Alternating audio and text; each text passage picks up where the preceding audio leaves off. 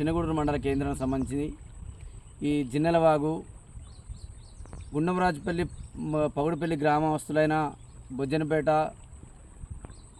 కౌసలేదేవిపల్లి బాబోస్తండ విద్యార్థులకైతేంది రైతాంగానికైతేంది చాలా ఇబ్బందికరంగా తయారైంది. ఎన్నిసార్లు కూడా మేము చేసినా కూడా గత ప్రభుత్వాలు కూడా దీన్ని పట్టించుకోలేదు.